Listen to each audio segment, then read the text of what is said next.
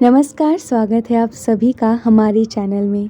हम सुन रहे हैं आशुतोष गर्ग जी द्वारा लिखित पुस्तक जिसका नाम है अश्वत्थामा, महाभारत का शापित योद्धा। आइए इस पुस्तक का 9वां भाग पढ़ना प्रारंभ करते हैं। यहाँ से आगे इस कथा में बहुत से रोचक मोड़ आएंगे, इसलिए आपको कुरुराज परिवार की कुछ महत्वपूर्ण बातों एवं घटनाओं के विषय में बताना अनिवार्य है, जिससे कि आप कथा को सही परिप्रेक्ष्य से आत्मसात कर पाएं। कुरुवंश का ज्येष्ठ पुत्र होने के नाते हस्तिनापुर के राज सिंहासन पर धृतराष्ट्र का ही अधिकार था, किंतु वह अत्यंत बलवान होने के अतिरिक्त जन्म से नेत्रहीन था। इस कारण राज्याभिषेक का जब समय आया तो नेत्रहीन धृतराष्ट्र राजनीति के नियमों एवं सिद्धांतों से मात खा गया और उसकी विकलांगता उसके मार्ग की बाधा बन गई। फलस्वरूप धृतराष्ट्र के छोटे भाई पांडु को हस्तिनापुर का राजा घोषित कर दिया गया। एक बार पांडु आखेट पर गया हुआ था। वहां उसे सरोवर के निकट कुछ आवाज आई तो उसे जंगली पशु की आवाज समझकर पांडु ने शब्द भेदी बाण चला दिया। उसे बाद में पता लगा कि वह बाण भूल से किंदम ऋषि को लग गया, जो उस समय अपनी पत्नी के साथ रति क्रिया में संलग्न थे। बाण लगने से किंदम मुनि की मृत्यु हो गई। पांडु ने मुनि की हत्या का प्रायश्चित करने के उद्देश्य से हस्तिनापुर राज्य का त्याग कर दिया और अपनी 2 पत्नियों कुंती और माद्री के साथ संन्यास लेकर वन में चला गया। कुछ समय बाद यह समाचार मिला कि वन में पांडु की मृत्यु हो गई और माद्री उसकी चिता के साथ सती हो गई। वन में रहते हुए पांडु के अपनी दोनों पत्नियों कुंती और माद्री से 5 पुत्र हुए थे, जिन्हें लेकर बाद में कुंती हस्तिनापुर लौट आई। अनुज पांडु की मृत्यु के बाद नेत्रहीन धृतराष्ट्र को संयोगवश हस्तिनापुर का सिंहासन प्राप्त हो गया। अकस्मात राजा बने धृतराष्ट्र को राज सिंहासन और राजमुकुट से ऐसी आसक्ति हुई कि वह रात्रि को सोते समय भी मुकुट पहनने लगा। उसे हर पल यही भय सताता था कि कहीं कोई उसका मुकुट न छीन ले। नियति के विचित्र संयोग तथा अत्यंत कठिनाई से मिले राज्याधिकार को वह किसी कीमत पर गंवाना नहीं चाहता था। नेत्रहीनता ने उसके अंदर व्याप्त इस भय को और बढ़ा दिया। धृतराष्ट्र का जब विवाह हुआ तो मंत्रीगण एवं प्रजा को यह सोचकर राहत मिली कि धृतराष्ट्र की पत्नी गांधारी अपने नेत्रहीन पति के जीवन को दिशा दे सकेंगी और हस्तिनापुर का राजकाज बेहतर ढंग से चल सकेगा। परंतु नियति ने यहाँ भी धृतराष्ट्र तथा हस्तिनापुर के साथ विचित्र मजाक किया। गांधारी को यह स्वीकार नहीं था कि उसका पति नेत्रहीनता का अभिशाप सहन करता रहे और वह स्वयं राजसी सुख भोगती रहे। इसलिए उसने अपने पति के दुख को साझा करने का अनोखा तरीका निकाला। गांधारी ने यह प्रण लिया कि प्रकृति ने जिस सुख से उसके पति को वंचित किया है, उसका भोग वह स्वयं भी नहीं करेगी। उसने अपनी आंखों पर पट्टी बांध ली और आजीवन अपने पति की तरह दृष्टिहीन रहने का दृढ़ संकल्प कर लिया।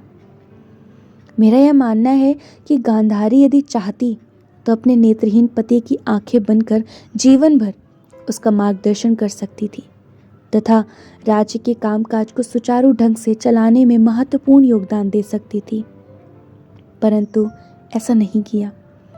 आंखों पर पट्टी बांधकर गांधारी ने राजकाज में अपने पति का कितना साथ दिया, इसका आकलन कर पाना कठिन है। समय बीतता गया और इस बीच गांधारी और धृतराष्ट्र ने 100 पुत्रों एवं दुश्शाला नाम की एक पुत्री को जन्म दिया। धृतराष्ट्र के 100 पुत्रों में, जिन्हें कौरव कहा जाता है, दुर्योधन ज्येष्ठ था। पांडव और कौरव एक साथ बड़े होने लगे और उनकी शिक्षा दीक्षा भी साथ में होने लगी। उसके बाद उनके और अपने बचपन की कथा मैं आपको पहले सुना चुका हूँ। इस बीच काफ़ी समय बीत गया, हम लोग युवा भी हो गए। इधर मेरे पिता द्रोण ने द्रुपद को आधा राज्य लौटाकर उससे फिर से मित्रता कर ली थी, किंतु उन दोनों की मूल प्रवृत्तियां भिन्न थीं। मेरे पिता द्रोण स्वभाव से ब्राह्मण थे, क्षमाशीलता के महत्व और उनकी शक्ति को समझते थे। इसके विपरीत द्रुपद राजा था, स्वभाव से क्षत्रिय था और द्रोण के हाथों अपमानित हो चुका था। द्रोण ने जो राज्य का आधा भाग द्रुपद को अच्छे मन से मित्रता के कारण लौटाया था, उस राज्य को द्रुपद ने कलुषित मन से भिक्षा के रूप में स्वीकार किया था।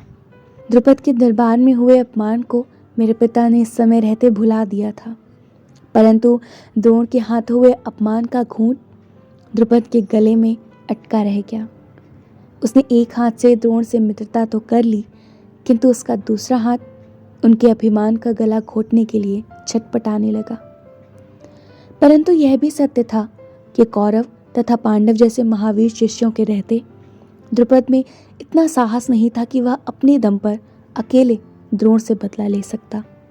अर्जुन द्वारा द्रुपद को बंदी बनाते समय भी द्रुपद के मन में यह इच्छा उत्पन्न हुई थी, अर्जुन के समान उसका भी कोई वीर पुत्र होता तो वह द्रोण से उसके अपमान का प्रतिशोध ले सकता था।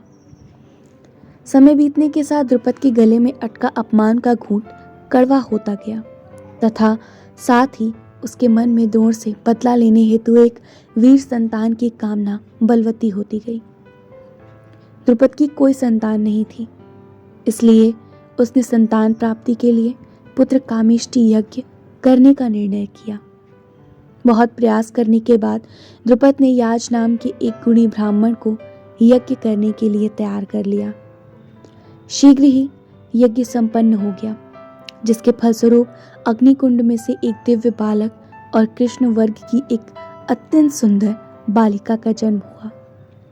उस बालक की त्वचा का रंग धधकती अग्नि के समान था और उसने जन्म लेते ही भीषण गर्जना आरंभ कर दी।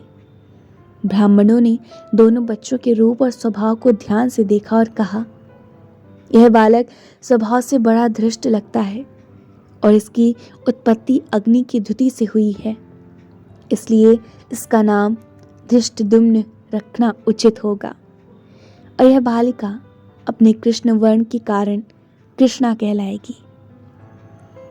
एक दिन द्रोणाचार्य घर लौटे तो उनके चेहरे पर चिंता व्याप्त थी। मैंने उनसे कारण पूछा तो उन्होंने कहा, द्रुपद के यहाँ एक पुत्र और एक पुत्री ने जन्म लिया है। द्रुपद की पुत्री के लिए ज्योतिषियों ने कहा है कि उसका भविष्य बहुत उज्जवल है। उसके भाग्य में राज्य का सुख तो है, परंतु वह भारतवर्ष के इतिहास में होने वाले सबसे भीषण युद्ध का कारण बनेगी। ओह, यह तो अच्छी बात नहीं है, किंतु इस बात से आप व्यग्र क्यों हैं पिताजी? मैंने प्रश्न किया। प्रिय अश्वत्थ, मेरी चिंता का कारण द्रुपद का पुत्र है, पिताजी बोले। क्यों पिताजी? ज्योतिषियों ने यह भी भविष्यवाणी की है कि द्रुपद का पुत्र, जिसका नाम उन्होंने धृष्टद्युम्न रखा है, मेरे लिए घातक सिद्ध होगा, पिताजी ने उत्तर दिया। पिताजी, आप चिंता ना करें, धृष्टद्युम्न तो अभी नवजात शिशु है, उसे बड़े होने में समय लगेगा और फिर मेरे रहते हुए आपके ऊपर कोई संकट आ जाए तो धिक्कार है मेरे जीवन को, मैंने उन्हें आश्वस्त करते हुए कहा। मैं नहीं जानता था कि मेरे ऐसा कहने से मेरे पिता की व्याकुलता कम हुई अथवा नहीं, किंतु उन्होंने मेरे सिर पर स्नेहपूर्वक हाथ फेरा और मुझे यह संकेत अवश्य दिया कि उन्हें मेरे सामर्थ्य पर पूरा भरोसा था।